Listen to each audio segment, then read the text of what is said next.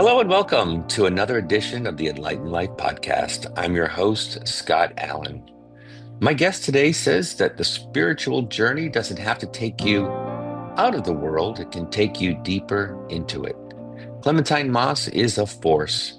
She's the founding drummer of the electrifying all-female rock band Zeparella, a gifted singer, songwriter, and deeply compassionate spiritual counselor.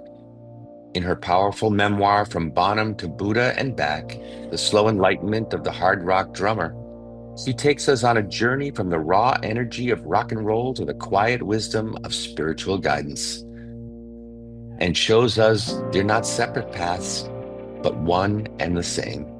Clementine has spent decades exploring what it means to be fully present, both on stage and in life. She reminds us that transcendence can happen on the most unexpected places: a crowded concert hall, a long van ride, or a heartbreak. Her latest solo music project, Nothing Will Keep Us Apart, continues that exploration with songs full of love, longing, and divine connection. This conversation is about healing, awakening, and the courage to be exactly who you are: loud, soulful, and full of light. You're going to love this one. Let's get started.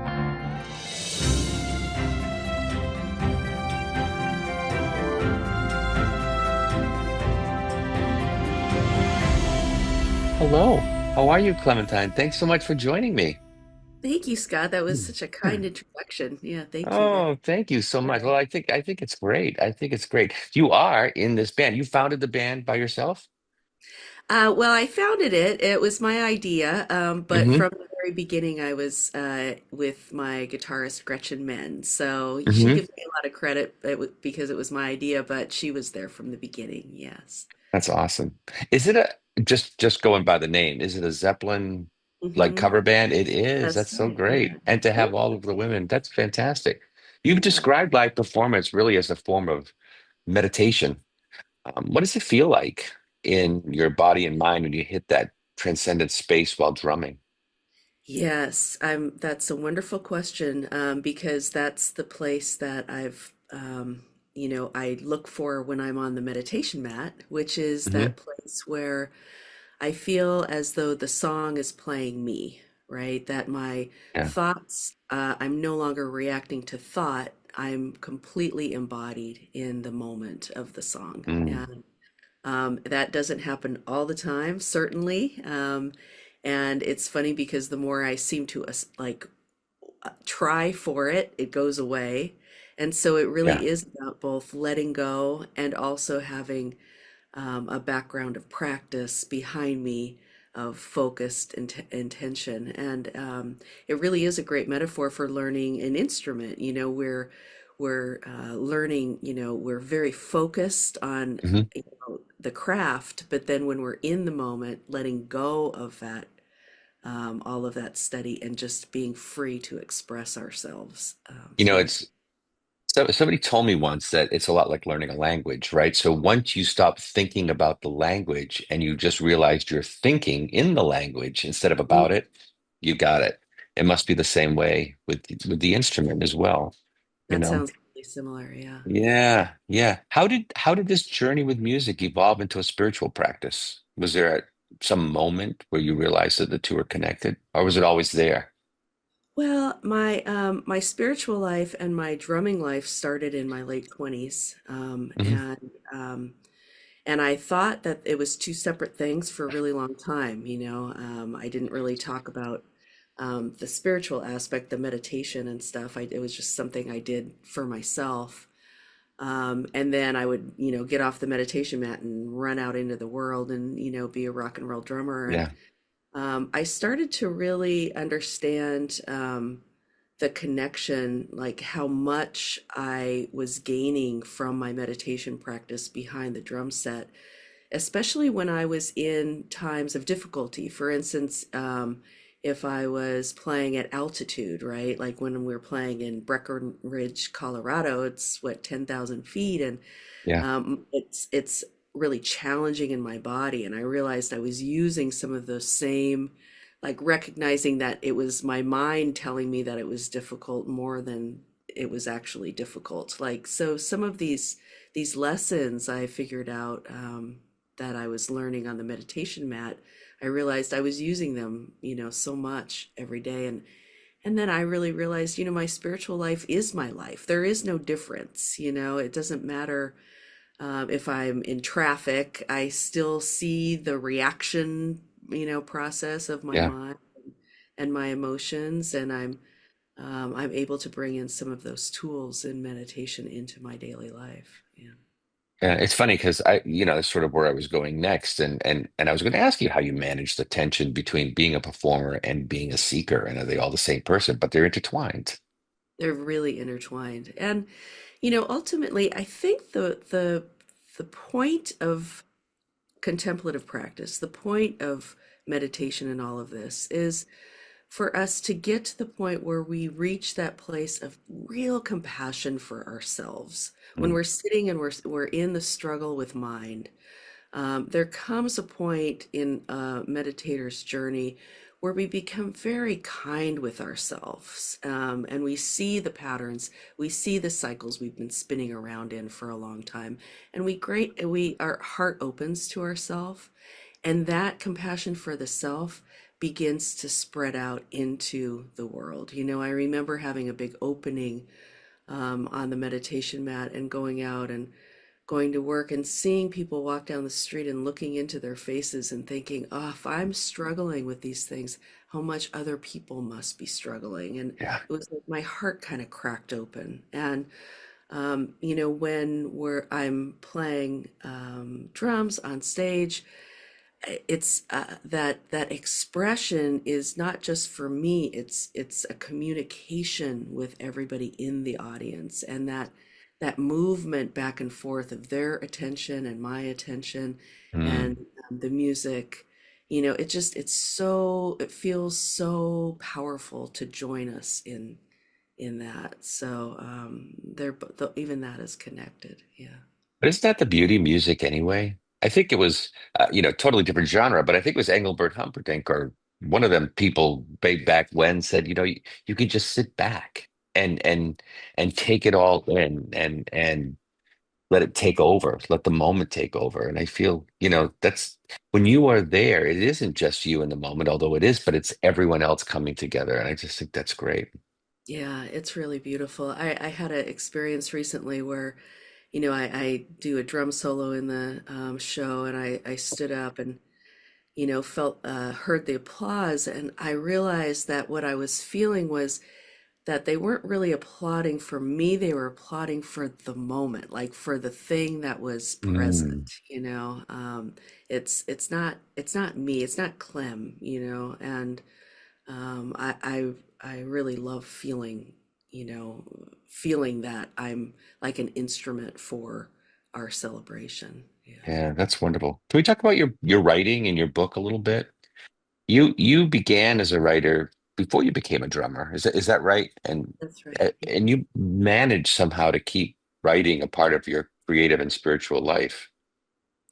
Yeah, I actually, when I started playing drums, I was in New York City. I was looking for, something to write about, really. I felt like I hadn't really lived, and Yeah. music happened upon me, and this kind of strange series of circumstances. And so I did stop writing. I mean, I was always like once you're a writer, you're always just kind of writing, but it was in a way I kind of stopped the devoted practice of it, and I knew that I would come back to it. And sure enough, it started to happen actually through songwriting first, and then from there started to write essays and blog posts and more serious things. Yeah, but for a number of years, I really devoted myself just to the music. Hmm. Yeah. And you did write your memoir, and that's the one that we were just talking about a moment ago, I assume. Yes. Did it deepen your understanding of your own path, to help put some of this into words? It really did. And, the big thing that I saw was that drumming was, it's like a beacon in my life. It was Mm. like a light on the path. Even, when I started to study the spiritual the spiritual counseling model that I do, when I went to my first class and the drum came out, it was like all of these light bulbs went off. Yes. Like the drum has been carrying me down the path that I guess I was meant for, or the one that I chose, Hmm. probably, I would say. Yeah. Yeah. So you also have a new album, which we talked about, Nothing Will Keep Us Apart, and it explores the theme of love in its many forms. And did you write the music for that, or is that still part of the Zeppelin?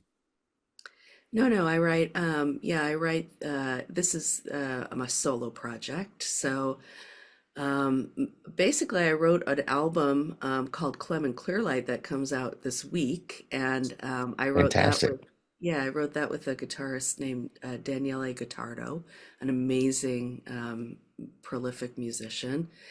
Wow. And after that album was done, it was done maybe 2 years ago.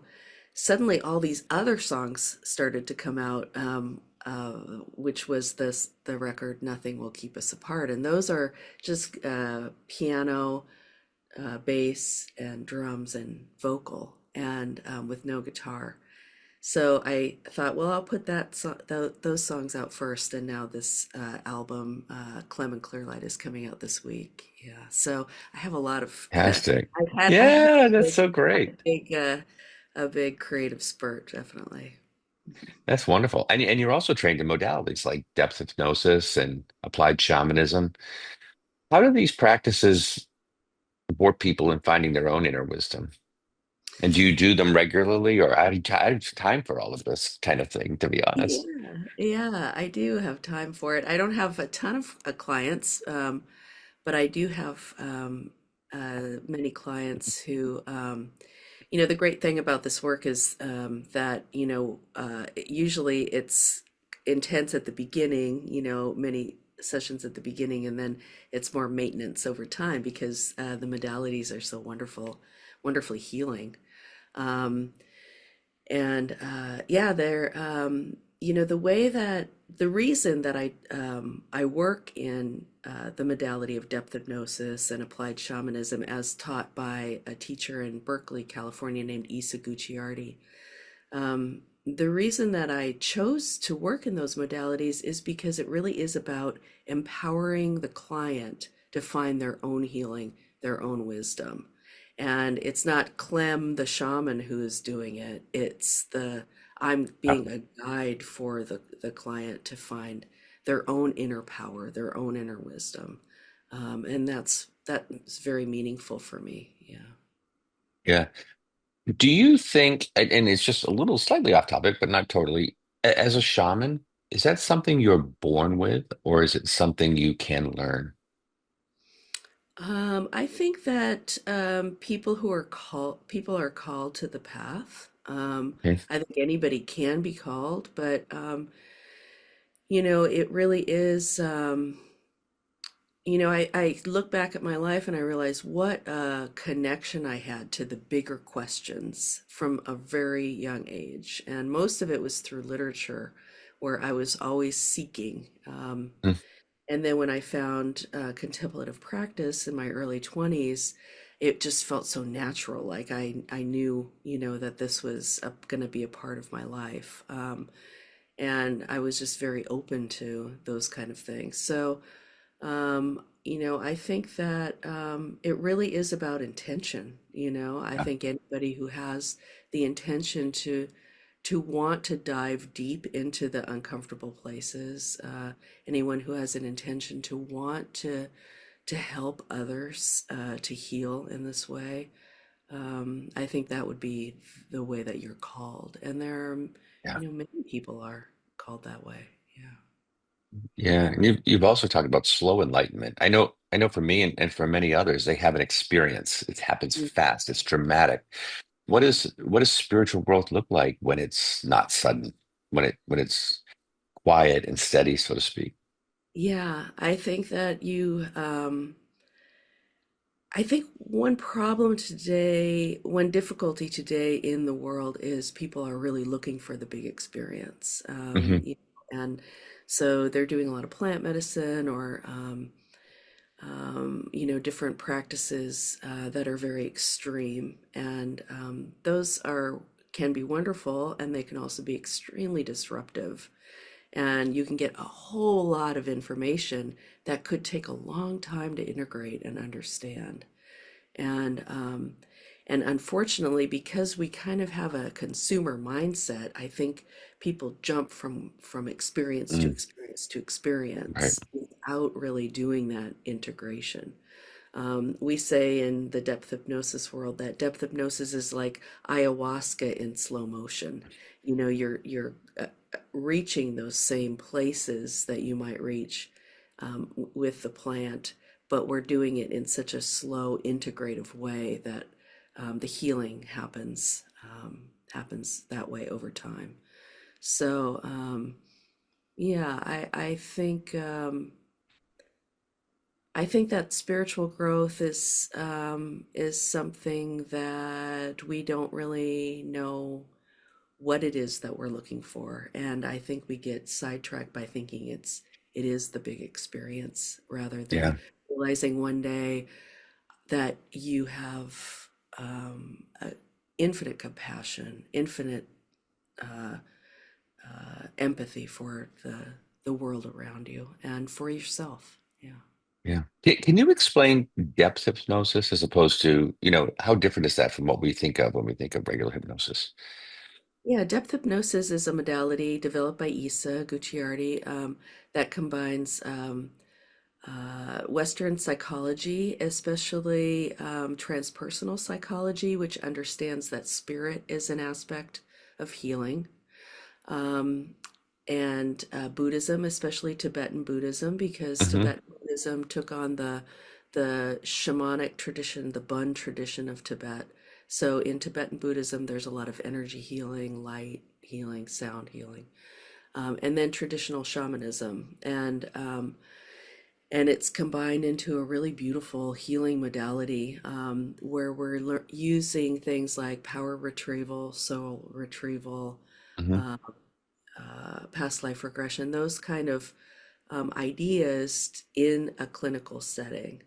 And the beautiful thing, like I said, is that the practitioner is really the guide for the person as they're going on their own shamanic journeys in order to reach those healing spaces in an empowered way.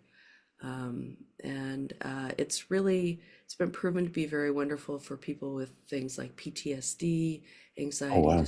disorders, a lot of trauma release. Yeah. Yeah, it's a wonderful modality. Were there ever any specific turning points, heartbreaks, losses, that sort of thing that maybe became a little bit of a more of a turning point, so to speak, in your transformation, or was it always just a kind of slow and steady experience?